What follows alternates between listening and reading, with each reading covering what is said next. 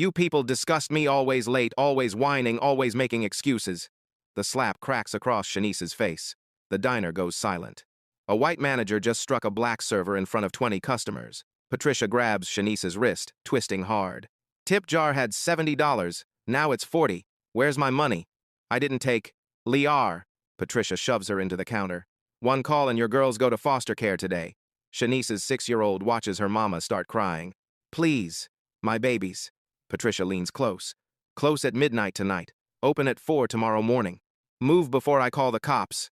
Shanice stumbles to the kitchen, wiping tears. Nobody helps. The black man in the corner booth, the one Patricia walked past 3 times without looking quietly, adjusts his phone. He's been recording for 15 minutes. Every slap, every threat, every single word. And what he does in the next 60 seconds will destroy everything Patricia thinks she controls. Some people make fatal mistakes. They forget to notice who's watching. 2 days before Harrison Turner watched his manager slap an employee, he was in a Frankfurt hotel room at 2 a.m., staring at his phone. The screen showed his daughter Zara holding a blue ribbon at her science fair. Timestamp: 3 hours ago, Detroit time. He'd missed it. Again. Harrison swiped to another photo. 9 years old.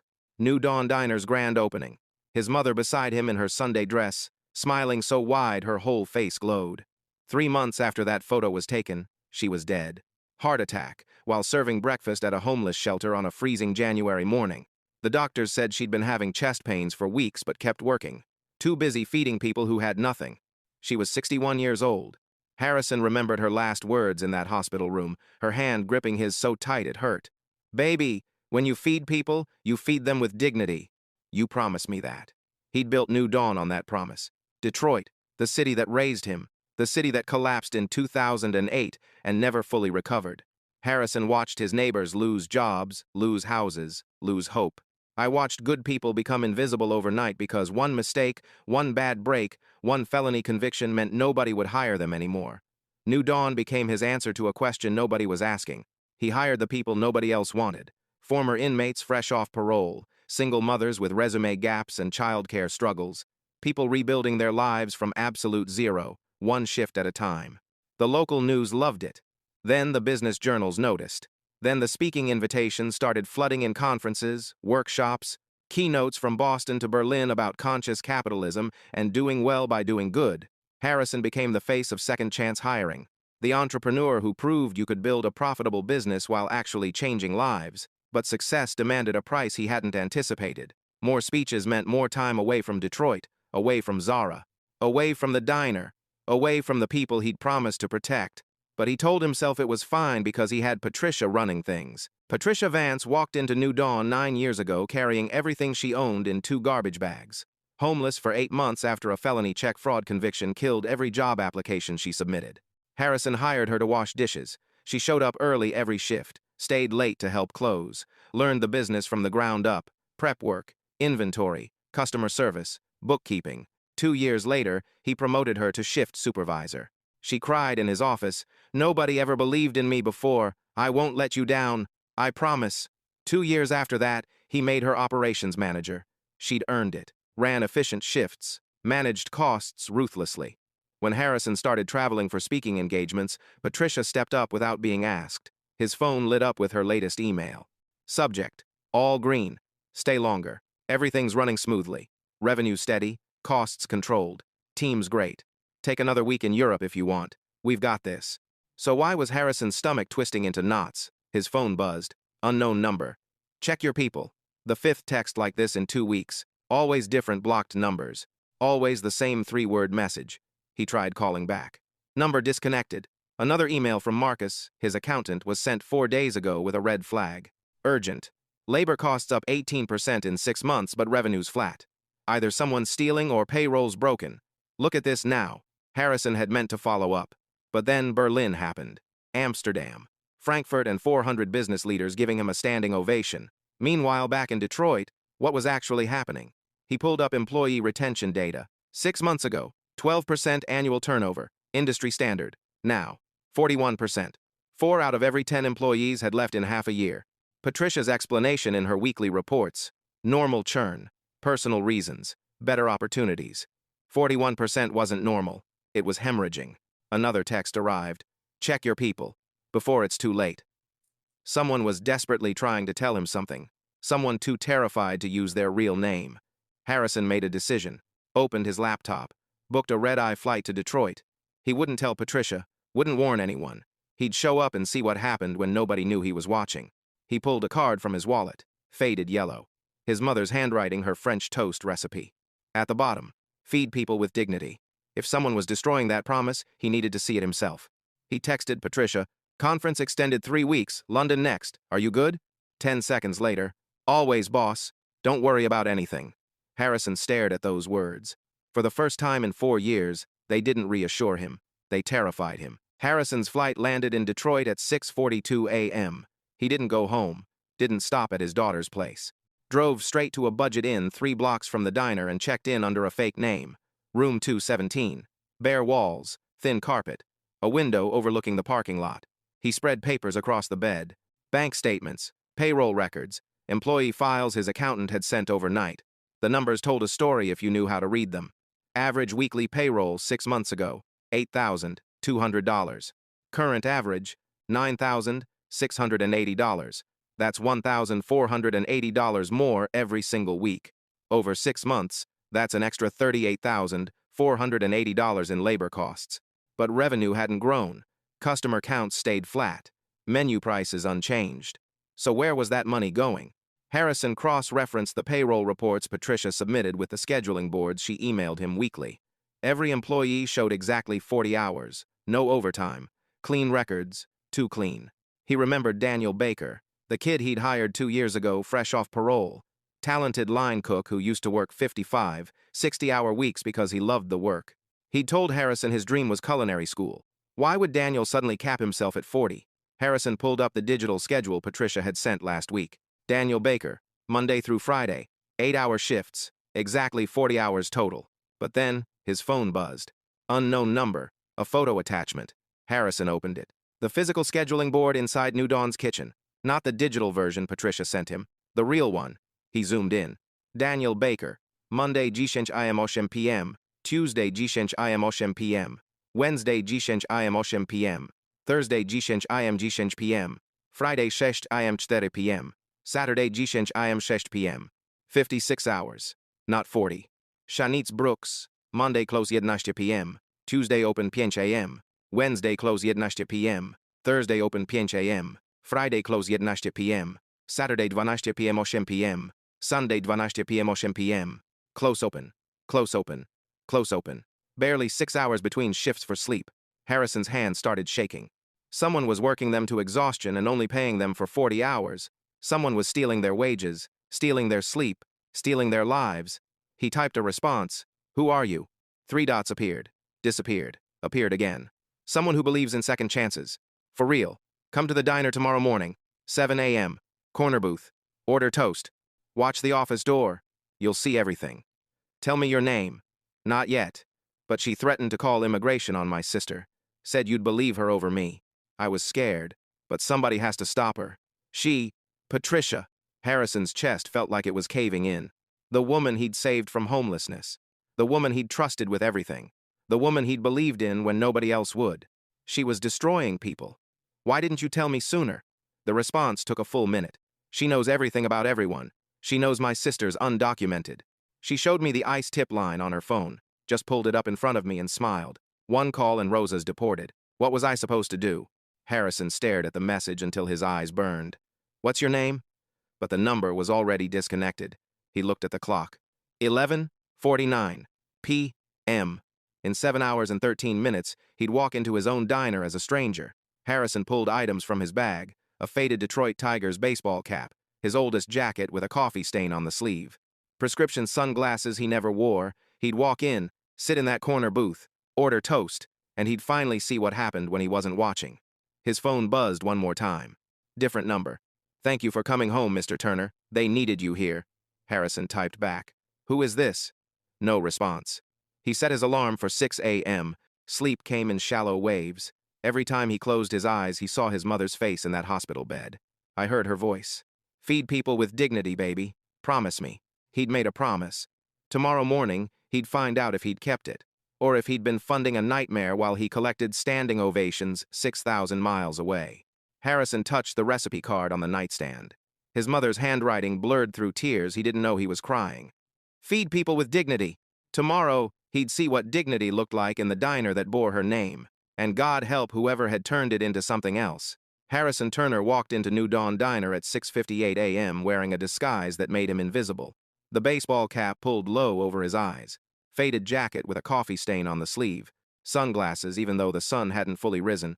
Just another tired customer grabbing breakfast before work. The bell above the door chimed. That sound used to mean home. Now it meant something else entirely. The diner was half full. Construction workers at the big table near the window. A couple of nurses still in scrubs from the night shift. Early commuters hunched over coffee and phones. Nobody looked up when Harrison entered. The smell hit him immediately. Coffee, bacon grease, toast. But something was missing. The cinnamon. Where was the smell of cinnamon from his mother's famous French toast? Harrison slid into the corner booth. The vinyls squeaked under his weight. From here, he had a clear line of sight to the kitchen, the counter, and Patricia's office door. A server approached. Shanice Brooks. Her employee file said she was 29, but she looked 40.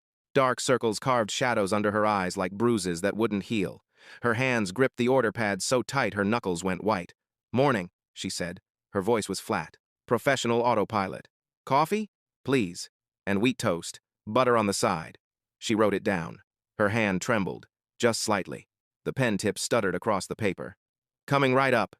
Harrison watched her walk to the coffee station. Watched her pour with hands that shook just enough to slosh liquid over the rim of the cup. She wiped the saucer quickly, efficiently, the muscle memory of someone who'd cleaned up small mistakes 1,000 times. She brought his coffee. Set it down carefully. "Toast'll be right out." "Thank you." She almost smiled. Didn't quite make it. Just a brief softening around her mouth before the professional mask locked back into place. From the kitchen, the ticket printer buzzed. Orders backing up. Harrison checked his watch. 7:03 a.m. The morning rush is starting to build. Then Patricia emerged from her office. She looked sharp, professional. Navy blazer over a white blouse, hair pulled back tight, clipboard in hand. She scanned the dining room with eyes that missed nothing. Her gaze passed over Harrison without pausing. He was nobody, just another customer. Patricia walked to the counter where Shanice was refilling a coffee pot. "Shanice, front, now." Shanice's shoulders tensed. She set down the pot and hurried over, wiping her hands on her apron. "Yes, ma'am?" Patricia's voice was low, but the booth's acoustics carried it perfectly. Harrison had built this place. He knew every sound pocket, every echo. "We need to talk. Office." "Yes, ma'am. Let me just—" "Now, Shanice." They disappeared into the office. The door swung half shut but didn't latch. Harrison shifted in his seat. Through the gap, he could see Shanice standing, Patricia sitting behind the desk. The power dynamic was crystal clear. Patricia's voice drifted out. Pleasant, controlled, poisonous. "You're closing tonight at 11 and opening tomorrow at 4 a.m. 5 hours between shifts. And Shanice? Your daughter's school called here again. Something about lunch money. They said you haven't paid in 3 weeks. Shanice's response was too quiet to hear, but Harrison saw her body language, saw her fold inward like she was trying to disappear. Patricia continued, her voice sweet as antifreeze.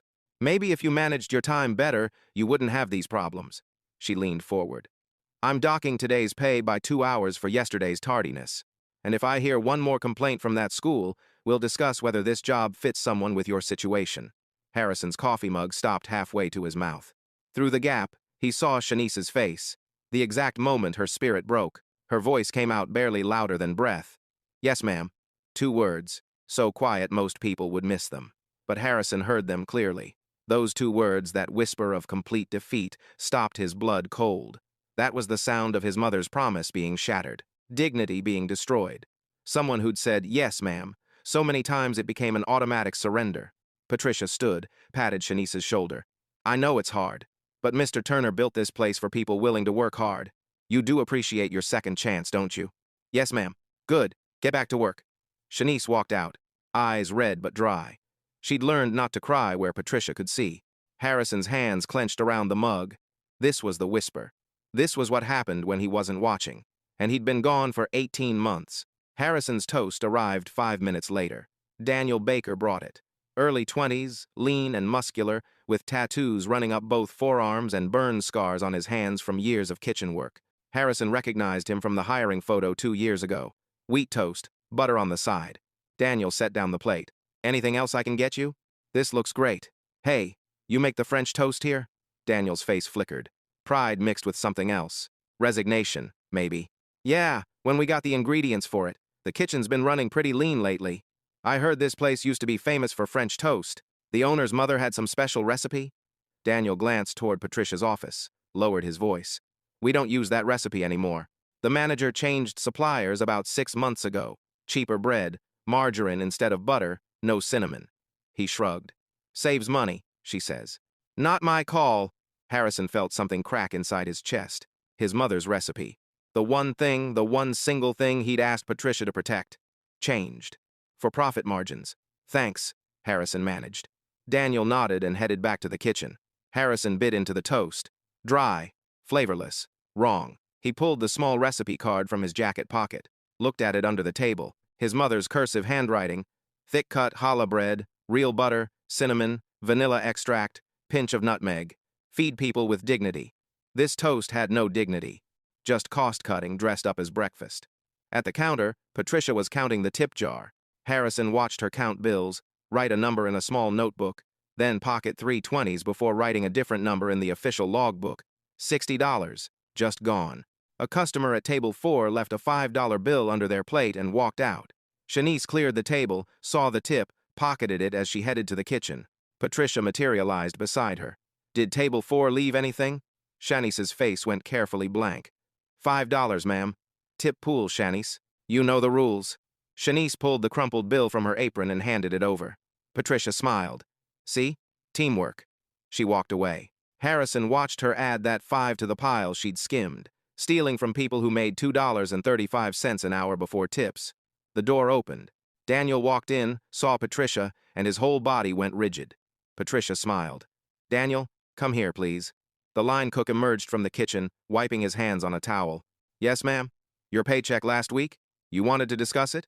Daniel glanced around. 20 people watching. Could we maybe talk in the office? No need. You worked 40 hours. You got paid for 40 hours. Is there a problem? Daniel's jaw clenched. The schedule showed me at 52 hours, ma'am. I thought maybe there was a mistake in payroll. Patricia's eyebrows rose. The time clock showed 40 hours, Daniel. Are you saying the time clock is wrong? No, ma'am, I just thought. Because if you're saying the time clock is wrong, we'll need to investigate. Pull all your hours for the past 6 months, including that week you called in sick but I saw you posted photos from Cedar Point. Her smile was nice. Do you want me to review everything, Daniel? Or do you trust that the time clock is accurate? Daniel's face went pale. The time clock is accurate, ma'am. Good. And Daniel? Your parole officer called yesterday. Told him you were doing great here. Reliable. Trustworthy. She paused. I'd hate to have to change that assessment. Daniel's hands curled into fists. He forced them open. Yes, ma'am. Thank you, ma'am. Back to work. Daniel retreated to the kitchen. Harrison's vision blurred. Patricia wasn't just stealing wages. She was building a prison, using people's pasts, their parole officers, their criminal records as bars and chains. The door chimed. A little girl walked in, 6 years old, worn backpack hanging off thin shoulders, pink jacket with a missing button. She spotted Shanice. Mommy! Shanice spun. Her face went from exhausted to terrified. Amara? Baby, what are you doing here? You forgot to leave lunch money. Mrs. Patterson said I should come find you before school. Patricia appeared. Shanice? Is this your daughter? Yes, ma'am. I'm so sorry. Your child is in the restaurant, during business hours, during the breakfast rush. This is a workplace, Shanice, not a daycare. I know, ma'am. I just forgot money this morning. You're always running late. And now your personal life is interfering with your professional responsibilities. Shanice knelt down fast, fumbled with her apron pocket, pulled out her wallet. Harrison watched her count what was inside. $6. That was it. She pulled out all 6 and pressed them into her daughter's hands. Here, baby. Get lunch today and tomorrow. Mommy will bring more on Friday, okay? But Mommy, what about your lunch? I'm fine, sweetheart. I'll eat here. A lie. Go to school now. Be good. I love you. Amara hugged her mother's neck. Shanice held her for exactly 3 seconds. Then she gently pushed her away. Go on now. You'll be late. Amara left. Shanice stood, stared at the empty wallet in her hands. Patricia leaned in close, whispered, Get it together, Shanice, or I'll document this as another incident of instability. And we both know your caseworker is watching. Yes, ma'am. Harrison watched Shanice walk to the bathroom. His phone buzzed. Text from unknown number. Mr. Turner? Table 12. I know it's you. We need to talk. A woman at table 12 was staring at him. Dark hair, early 30s, wearing a New Dawn apron. Monica Rodriguez. She stood. I walked toward the back hallway, glanced over her shoulder. Harrison left cash on the table and followed. The back hallway was narrow, smelled like bleach and old grease. Monica stood by the emergency exit. You're him, she said quietly. You're Harrison Turner. Not a question. How did you know? I've seen your picture in the office. And you've been sitting in that booth for 45 minutes watching everything? You're the one who's been getting the texts, aren't you? Harrison nodded. That was you? Monica's eyes filled with tears. I'm sorry I didn't use my name. I'm sorry I waited so long. But she threatened me. She threatened my sister. Tell me. My sister Rosa lives with me. She's undocumented. Patricia found out 6 months ago. She pulled up the ICE tip line on her phone. Right in front of me. Just showed it to me and smiled. Said one call and Rosa would be deported within 48 hours. How long has Patricia been doing this to you? 14 months. Since you started traveling more. At first it was small. An hour here, an hour there. But it got worse. Monica pulled out her phone, showed Harrison a screenshot. She sells our information to payday loan companies. $50 per name. I got 12 calls last week from places I never contacted. Harrison stared at the image. A spreadsheet. Employee names. Phone numbers. Addresses. A column labeled, referral fee, $50. It's not just me, Monica said. It's everyone. Shanice, Daniel, all of us. She knows everything about everybody, and she uses it. Every single day. Why didn't anyone tell me? Because you were never here. 2 employees tried calling you 6 months ago. Patricia found out. One got fired the next day for stealing. The other had hours cut from 40 to 12. Both quit within a week. How many hours did you work last week? 54. How many did you get paid for? 40. And Shanice? 68 hours, paid for 40. Close open shifts for 3 weeks straight. 5 hours of sleep between shifts. Monica's voice broke. I found her crying in the walk-in freezer last week. Harrison's hands started shaking. I need to see Patricia's office. Monica pulled a key from her pocket. I made a copy of her desk key 6 months ago. Been too scared to use it. She pressed it into his palm. Bottom drawer. 2 sets of time cards. Ledger with everything. When? Tonight, after close. I'll let you in through the back. She'll know. I don't care anymore. Somebody has to stop her. And you're the only person who can. Shanice emerged from the bathroom, saw them talking. Her eyes went wide. Monica grabbed Harrison's arm. Go, now, before Patricia sees. Harrison walked back through the dining room, put on his sunglasses, pulled his cap lower. Patricia was at the register. She didn't even glance his way. He pushed through the door. Outside, the morning sun felt too bright. The street is too normal. Harrison sat in his car for 10 minutes, hands gripping the steering wheel. Mother's recipe card on the dashboard. Feed people with dignity. He'd made a promise, and he'd broken it by being absent. But tonight, he was getting proof. Tonight, he was getting evidence. And tomorrow morning, Patricia Vance was going to learn what happened when you turned someone's legacy into a nightmare. 18 hours until Monica let him into that office. 18 hours until he saw exactly how deep this went. And then Patricia would answer for every stolen dollar, every broken spirit, every whispered, yes, ma'am. Every single one. The diner closed at 11 p.m. Harrison waited in his car 3 blocks away until his phone buzzed at 11:43 p.m. Monica's text. Back door. Now. He drove around to the alley behind New Dawn. The streetlight above the dumpster had burned out months ago. Monica stood in the shadows by the emergency exit, the door propped open with a brick. She left 10 minutes ago, Monica whispered. We got maybe 30 minutes before the overnight cleaning crew shows up. Harrison followed her inside. The kitchen was dark except for the red glow of emergency exit signs. The smell of grease and old coffee hung in the air. Monica led him to Patricia's office. The door was locked. She pulled out the copied key. Bottom drawer of the desk, she said. That's where she keeps everything. The key turned. The lock clicked. Harrison sat down at the desk. Pull open the bottom drawer. 2 stacks of time cards, one labeled payroll, one labeled actual. He grabbed both stacks, set them side by side. Shanice Brooks, payroll, 40 hours, actual, 68 hours, 28 hours stolen. Monica Rodriguez, payroll, 40 hours, actual, 54 hours, 14 hours stolen. Daniel Baker, payroll, 40 hours, Actual, 52 hours. 12 hours stolen, card after card. Every single employee, 2 sets. The difference, 20 to 30 hours per person per week, just vanished into Patricia's pocket. Harrison pulled out his phone. Started photographing everything. There's more, Monica said quietly. She reached into the drawer and pulled out a black composition notebook. Harrison opened it. Patricia's handwriting. Every page is a record. Every theft is documented. Week of March 3 to 9. Shanice Brooks, 68 hours worked, 40 paid. Profit, $420. Leverage, bench warrant, parking tickets, caseworker monitoring custody. Monica Rodriguez, 54 hours worked, 40 paid. Profit, $294. Leverage, Sister Rosa, undocumented. Daniel Baker, 52 hours worked, 40 paid. Profit, $240. Leverage, parole officer. He flipped through the pages. 18 months of entries, week after week. 14 employees. Average theft is about $300 per week. 18 months. Over $300,000 stolen. But it wasn't just money. She'd created a system of terror. Used people's deepest fears, deportation, arrest, losing their children as insurance against exposure. Monica reached into the drawer again, pulled out a folder labeled CYA, Cover Your Ass. Inside, forged documents, employee signatures on forms they'd never signed, fake complaints backdated to create paper trails. At the bottom of the folder, a document that made Harrison's blood run cold. A draft complaint, sexual harassment allegation against Harrison Turner, dated 2 weeks ago. Forged signature at the bottom, Shanice Brooks. Patricia had been planning to destroy him. If he ever found out what she was doing, she had this ready.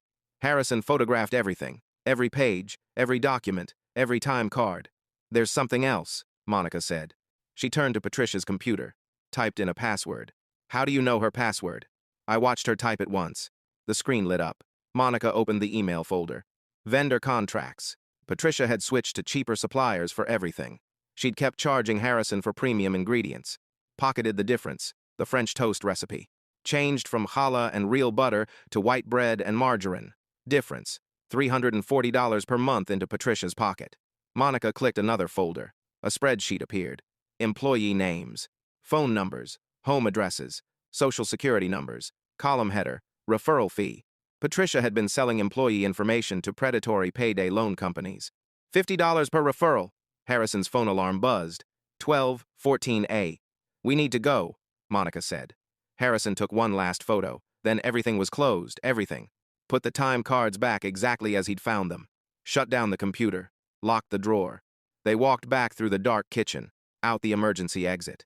Monica pulled the brick, let the door close. What are you going to do? She asked. Harrison looked at his phone. In the photos. On the evidence of 18 months of systematic theft and terror. Tomorrow morning, he said quietly. 7 a.m. I'm walking in that front door. No disguise, no hiding. And I'm calling a staff meeting. Monica's eyes went wide. You're going to confront her? In front of everyone? She humiliated them in public. She threatened them in public. Harrison's voice was steel. So yeah, in front of everyone. She's going to answer for every single thing she's done. She'll deny it. Harrison held up his phone. I have proof. Every time card, every ledger entry, every forged document, her own handwriting. Monica smiled for the first time in months. I'll be there. Good, because after tomorrow, things are going to change. Harrison got in his car. In 7 hours, Patricia Vance was going to learn what happened when you betrayed the person who saved you. And this time, there would be witnesses. Harrison Turner walked into New Dawn Diner at 7:15 a.m. the next morning. No baseball cap, no sunglasses, no disguise. Just a suit, a tie, and a phone full of evidence. The morning rush was in full swing. The bell chimed. Conversations died. Forks froze. Shanice was refilling coffee at table 3. She looked up. Saw him. The pot slipped from her hands and shattered on the floor. I'm sorry, she whispered. I'll clean it up. Leave it, Shanice, Harrison said gently. It's okay. From the kitchen, Daniel's face appeared in the window. His eyes went wide. Monica stood at the dish station. She met Harrison's gaze and nodded. Patricia emerged from her office, holding her clipboard. Navy blazer. Hair pulled back tight. Her smile was bright. Practiced. Mr. Turner, what a wonderful surprise. I didn't know you were back. Patricia. Harrison's voice cut through the room. I need you to gather everyone. All staff. Right now. We're having a meeting. Patricia's smile faltered. Of course. Is everything okay? Everyone. Now.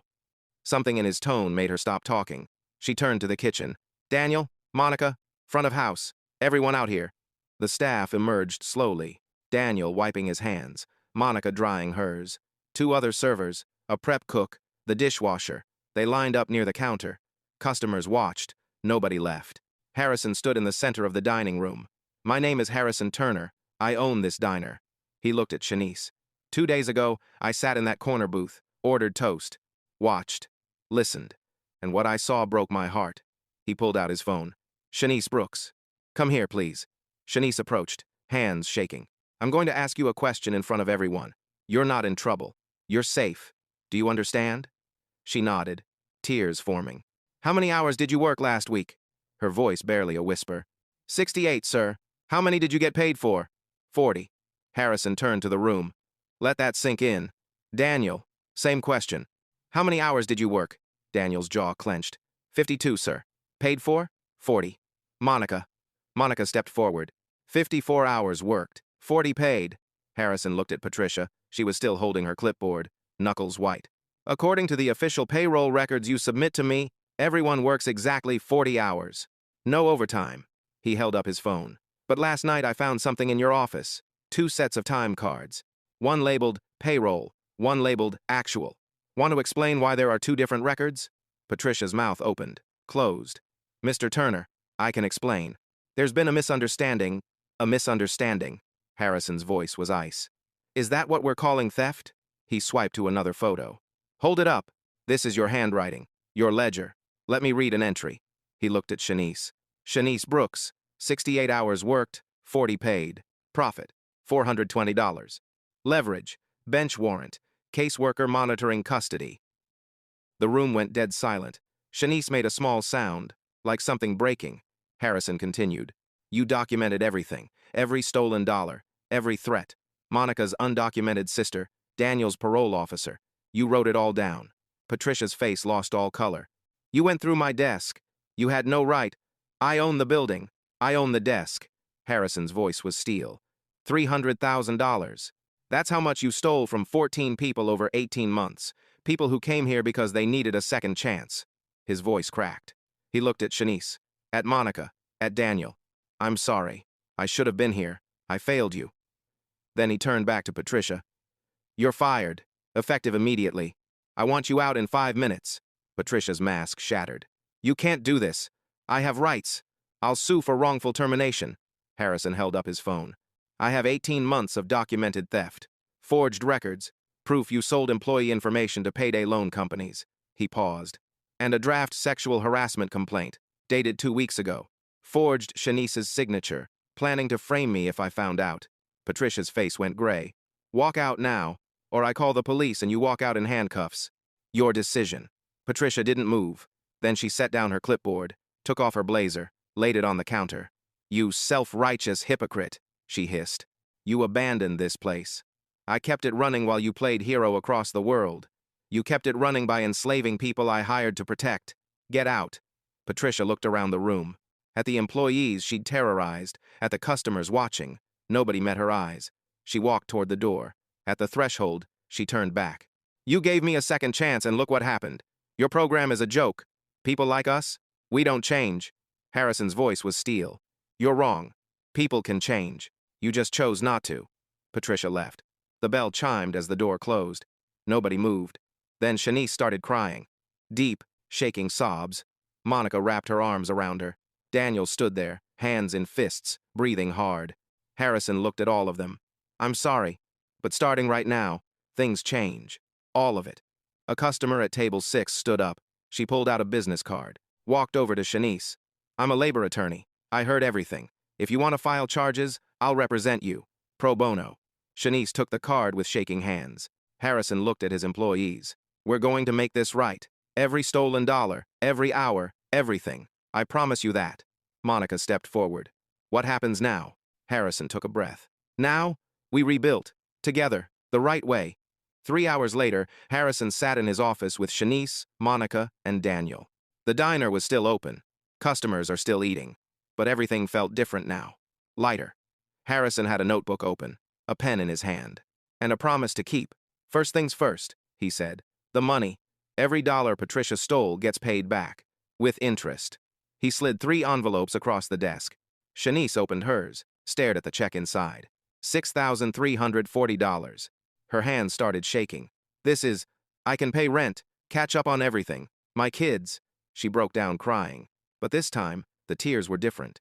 Monica opened hers. $4,820. She pressed it against her chest. Daniel opened his. $3,960. He just stared at it. That's every hour Patricia stole from you over 18 months, Harrison said, plus 15% interest. It doesn't fix what she did, but it's a start. How did you calculate it so fast? Daniel asked. I didn't sleep, went through every time card, did the math, called my accountant at 5 a.m. Harrison leaned back. Everyone who worked here during Patricia's time gets a check. 14 people, $98,900. What about the rest? Monica asked. You said over 300,000.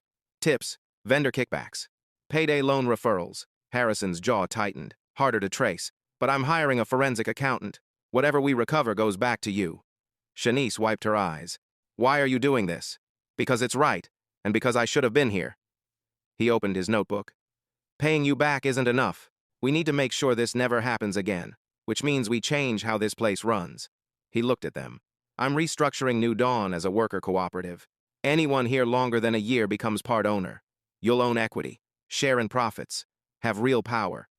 They stared at him. We'd own part of this? Shanice asked. You built this place while I was gone, now you'll benefit. Harrison pulled out a document. I keep 51%. You and other employees split 49% by tenure and hours. Every quarter, 40% of profits are split among employee owners. Daniel leaned forward. What if we make bad decisions? Then we'll screw up together and fix it together. Harrison flipped pages. Second, Employee Council. 5 elected members. Veto power over major decisions. Hiring, firing managers, policy changes, vendor contracts. I can't fire anyone without council approval. Council can override me with majority vote. You're giving us power to vote against you? Monica asked. I'm giving you power to protect yourselves. He made a note. Third, transparent systems. Everything is digital. Cloud-based time tracking everyone can access. Scheduling posted 2 weeks ahead. No more manual cards Patricia can manipulate. Payroll auto-calculates overtime. No overrides without council approval. Shanice was taking notes now. Fourth, I'm not traveling anymore. No speaking tours, no conferences. I'm here. 30 hours minimum per week on the floor. What about business management? Daniel asked. I'm hiring a COO for the business side, but you'll help with the interview. Council has to approve whoever I hire. Harrison met their eyes. I'm done being absent. He turned pages. Fifth, the Second Chance program. We're keeping it, but rewriting it with your input. Anonymous complaint hotline, third party. Mandatory management training. Trauma-informed supervision. And a rule, Monica said. Make it illegal to use someone's past against them. What Patricia did, threatening immigration status, parole officers, caseworkers, automatic termination. Harrison wrote it down. Vulnerability shield policy. Using an employee's legal status, criminal record, or personal situation as leverage means immediate termination. What else? They spent 2 hours building it. Peer mentorship. Shanice volunteered to mentor the next single mom hired. Fair scheduling. No close open shifts without consent and premium pay.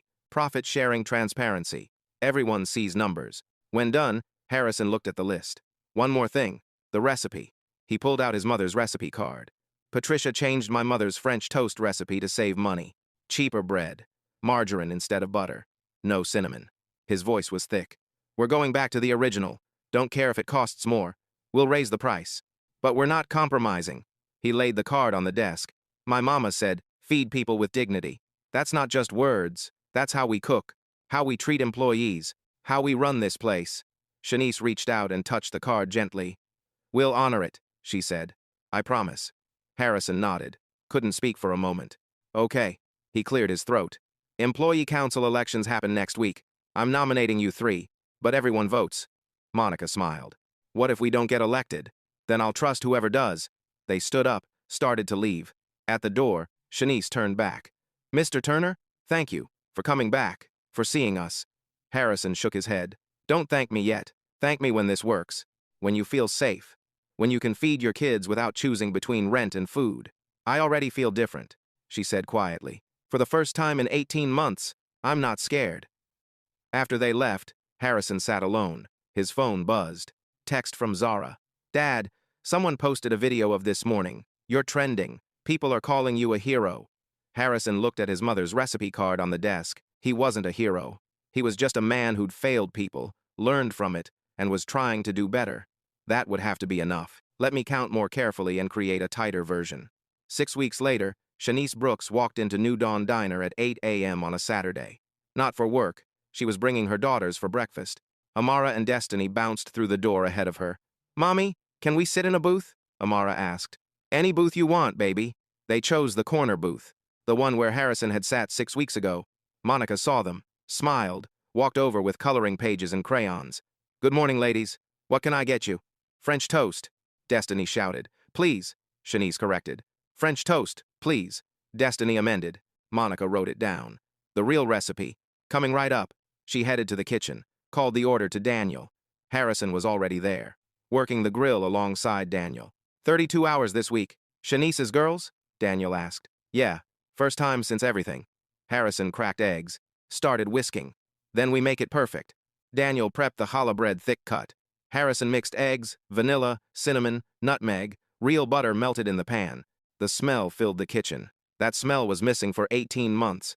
You know what's different now? Daniel said. What? I don't dread coming here anymore. Used to wake up with my stomach in knots. Now I look forward to it. Harrison nodded, couldn't speak. The French toast came out golden brown. Harrison plated it. Powdered sugar, fresh strawberries, real maple syrup. Can I take it out? He asked. Daniel smiled. It's your diner. No, it's ours. Harrison carried the plates to the corner booth. French toast for 2 beautiful young ladies. Amara looked up. You're Mr. Turner. Mommy talks about you. Does she? She says you're the reason she smiles now. Harrison cleared his throat. Your mom's the reason this place is still standing. He looked at Shanice. She had tears in her eyes. Thank you, she mouthed. At the counter, Monica was counting tips from yesterday. The new system, transparent, digital, fair, no skimming. Her sister Rosa sat there, eating breakfast before her shift. She worked here now, 3 days a week. Documented. Safe. The council had voted to create a legal fund, pooled resources for Rosa and 2 other employees. Hired a lawyer. Did it right. Monica caught Harrison's eye. Smiled. At table 6, a new hire took her first solo order. Keisha, 26. Single mom. Shanice had mentored her. You're safe here. I promise. Now Keisha's hands weren't shaking. Progress. The morning rush built. Orders flew. The kitchen hummed. At 10 a.m., Harrison's phone buzzed. Reminder. Employee council meeting at 11 a.m. Elections happened 3 weeks ago. Shanice, Monica, Daniel won seats. 2 other longtime employees rounded out the council. Today's agenda, COO applications. Council would interview the final 3 candidates next week. Harrison got 1 vote, same as everyone else. Democracy. At 10:30, Harrison untied his apron. I'm out. Council meeting at 30. We got this, Daniel said. Harrison stopped at the corner booth. Amara and Destiny had demolished their French toast.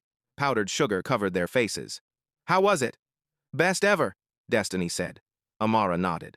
It tastes like Grandma's pancakes, before she went to heaven. Shanice's eyes filled with tears. My mom used to make French toast every Saturday. I haven't been able to afford to take them out in. What a long time. Well, Harrison said, you've got an ownership stake in this place now. You can bring them as often as you want. Shanice laughed through tears. Family discount for the owners? Exactly. At 11 a.m., the council gathered in the office that used to be Patricia's. They'd repainted it. Put up a new sign. Employee council room. 5 people sat around the table. Okay, Shanice said, opening her notebook. She was council chair. First order, COO applications. 3 finalists. Harrison, you want to present? Harrison presented. The council asked questions. Debated. Voted. Harrison's first choice? Voted down. 4-2. The council's choice? Someone Harrison had ranked 3rd. All in favor? Shanice asked. 5 hands went up, including Harrison's. Motion carries. We'll schedule interviews next week. After the meeting, Harrison walked back to the kitchen. Through the window, he could see Shanice and her daughters leaving. Amara skipped. Destiny held her mother's hand.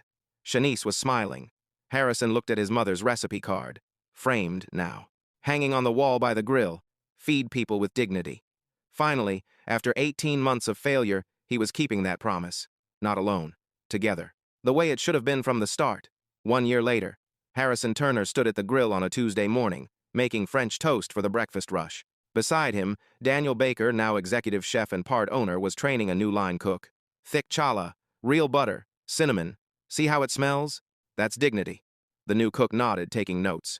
At the counter, Shanice Brooks, now assistant general manager and council chair, was going over quarterly profit-sharing numbers with Monica Rodriguez, who'd just been promoted to floor manager.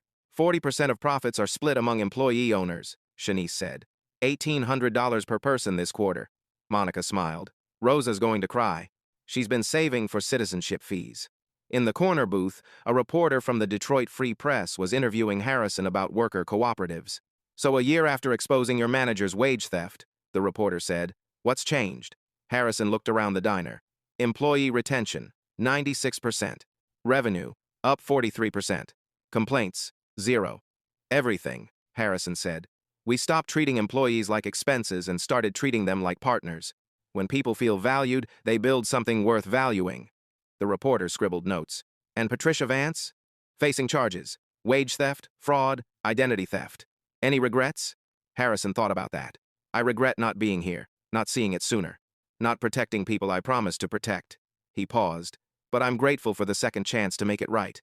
After the interview, Harrison walked through the dining room. I watched Shanice laugh with customers. I watched Daniel teach with patience. Watched Monica count tips fairly. His phone buzzed. Text from Zara. Proud of you, Dad. See you for dinner tonight? Wouldn't miss it.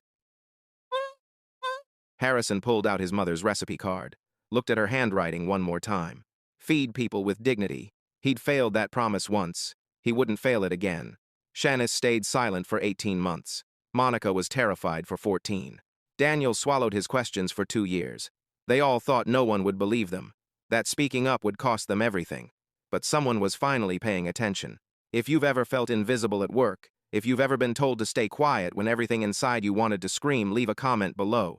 Because thousands of people watching this have been exactly where you are. And if this story moved you, share it with someone who needs to hear it today. Because stories like Shanice's only change things when people like you refuse to let them stay hidden. Change doesn't happen when we stay silent. It happens when we find the courage to speak.